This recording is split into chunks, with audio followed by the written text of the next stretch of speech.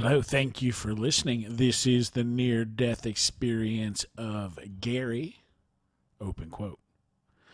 I had been diagnosed with dilated cardiomyopathy in August of 1995.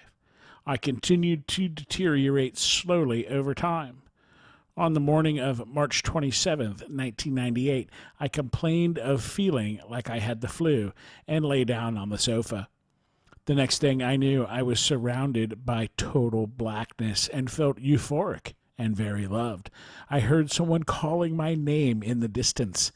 It was the rescue squad calling out to me, telling me they had just shocked me 3 times, and unless I showed some response, they would have to stop. I looked around and just saw blackness, but I felt I was on a cliffside and knew, all caps, I had to jump across to remain alive. I believed it would be safe to try to jump across, because if I failed, I would go back to God. The main reason I wanted to return to life was because of my love for my wife and son. I was totally selfish, and that I felt I could not be happy in heaven without them. I jumped and reached out fully to grasp onto anything I could. The next thing I knew, I awoke in intensive care about a week later in the presence of my wife. I asked my wife what happened, and she said the rescue squad had shocked me 3 times without a response from me. At that point, they called out to me, asking for a sign of life from me. She said they saw my hands move. Based on the movement, they shocked me a 4th time. The rescue unit said this was unusual, and normally they quit after the 3rd try. About 2 years later, I received a phone call from the rescue squad inquiring about my outcome. The person I spoke with said they had not expected to speak with me because they never had a person recover who had been as sick as I was that morning. End quote. Great story.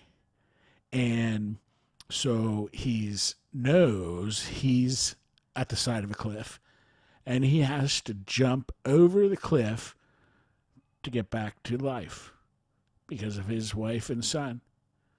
Totally normal. How many people try to jump back across the cliff but don't make it? There are a couple questions. Question: did you come to a border or point of no return? I was angry at being taken from those I loved, but in the presence of extreme love. Question: are there one or several parts of your experience that are especially meaningful or significant to you? Answer: the best part was making it back. The worst was the fight to return in intensive care. Question: is there anything else you would like to add about your experience?